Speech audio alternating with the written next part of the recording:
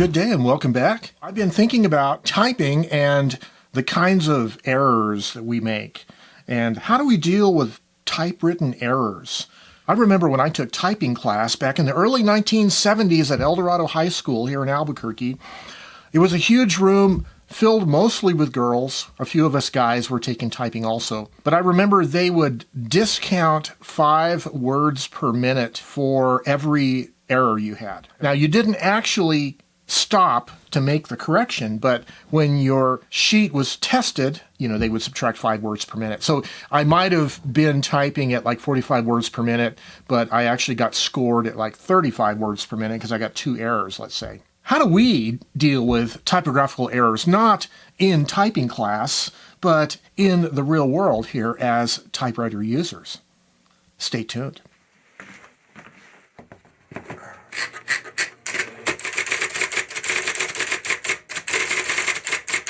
Here's what I've noticed about rapidly typing. A lot of it depends upon the kind of machine you're typing on. A manual typewriter, oftentimes you can't type as quickly as on an electric or electronic typewriter, at least with me. And it varies depending on your skill level, the conditioning of your fingers, and the kind of machine you're typing on. But for instance, this electric-powered IBM Selectric, I can type pretty darn fast on it. And I was just the other day typing a series of note cards, and I kept making typographical errors. And I realized the reason why I was doing so was because I can out-type my own accuracy. I can type faster than I can type accurately. And it's especially true with these easy-to-operate electric typewriters where there's very little force required on the keys and also very little key travel. With a manual typewriter, often I find that if I start to hit the wrong key, there's enough of a long key travel that I can oftentimes pull my finger back before I actually make the impression and save myself from having to do a correction. Sometimes I will trip the escapement. The type bar went up, but it didn't quite make an imprint. It did move the carriage. You just got a backspace and continue. But on a machine like this, ironically, I tend to make more errors, more typographical errors on easy-to-use typewriters, like electric typewriters especially. And so I found myself needing to slow down, purposefully slow down. And this brings up the whole question of if you make more errors, how long does it take you to correct the error? Like, it depends upon what you do with text that has typographical errors in it. For some people, like if you're writing a letter to somebody, a lot of people that are letter writers with typewriters, they want to have perfect letters, perfect looking letters, no typographical errors. Other people are a lot more free with whether or not it has errors or not. To those people, they're more concerned about, hey, I got a letter to you, here's my thoughts, been thinking about you, and less about the appearance of it. But if you're the kind of a person who really does want a perfect looking type, you're going to want to have to either type without errors or make corrections. And so one of the key problems I've been thinking about is how much time does it take to make corrections? Like if I was to time myself, how much time would it take? So I'm going to film myself correcting them, and then we'll see how long it takes. Okay, so let's say I've been typing. Here is the first typographical error, the word can. So I'm going to have to go to retype the NA and backspace, because it didn't really take all that well. Oops. Looks like, let's try it again. And it's kind of tricky here. Let's see here. Okay, backspace, backspace, AN. Okay, that correction is done. I really have to type over it twice. Okay, there is the correction I've made. Let's see how long that was. Well, it took me about 37 seconds to make the first correction. Okay, there is also some problems here on the word, oddly enough, on the word accurate. The word accurate is misspelled, which is ironic. Let's see, I need to retype AR. And backspace, backspace, and type RA. And do it again.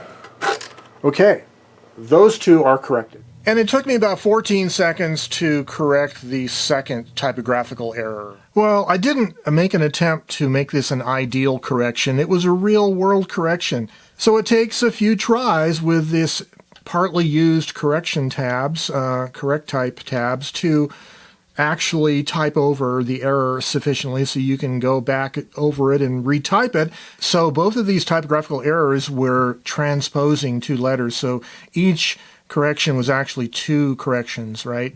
And so that was a total of 4 letters I had to correct, and it was 37 seconds and then 14 seconds.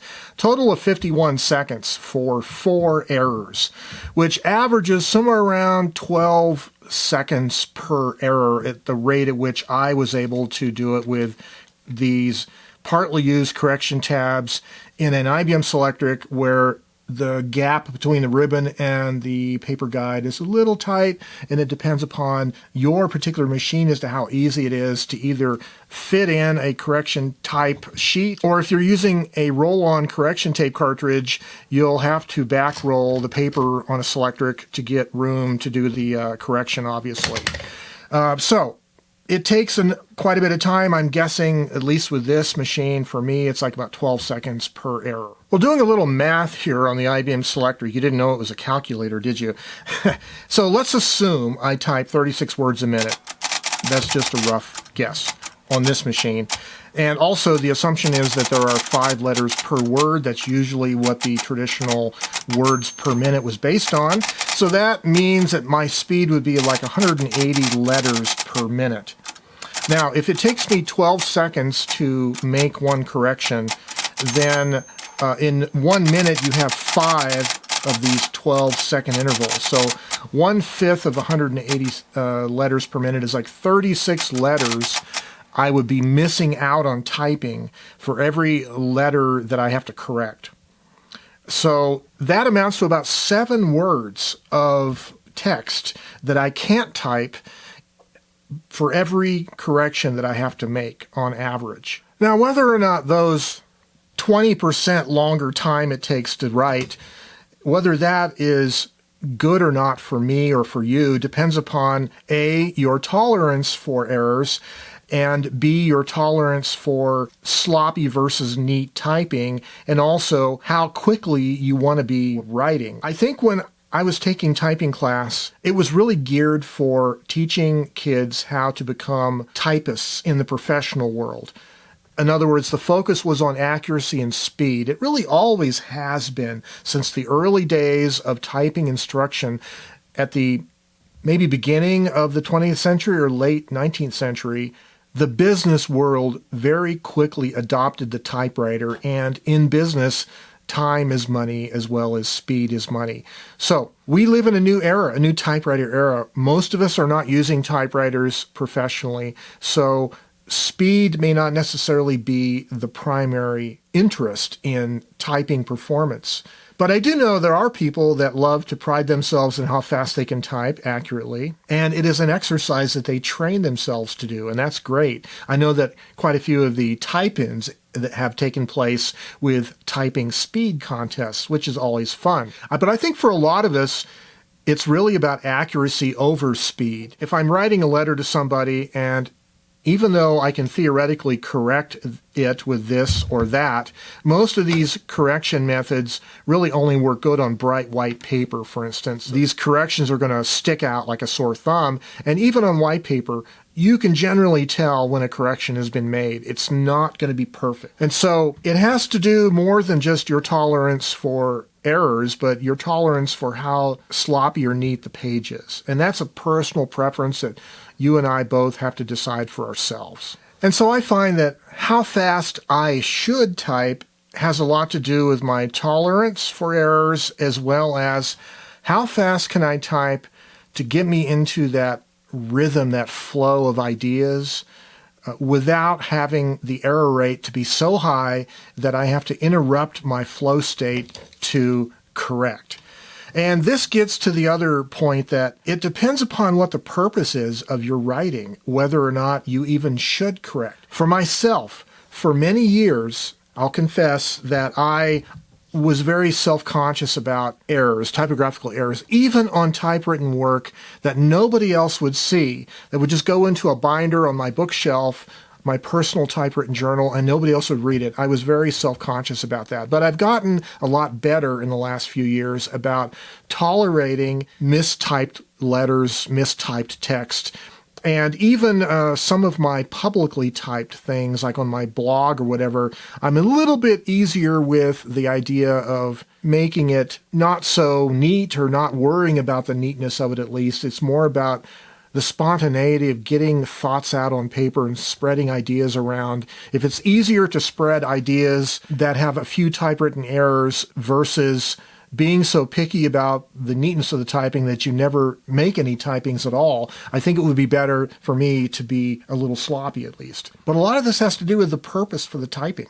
What are you using it for? Are you going to be sharing the typewritten work with anybody, like a personal letter or an essay or a note or something? Does neatness count? And it may not necessarily count for everybody or for every application.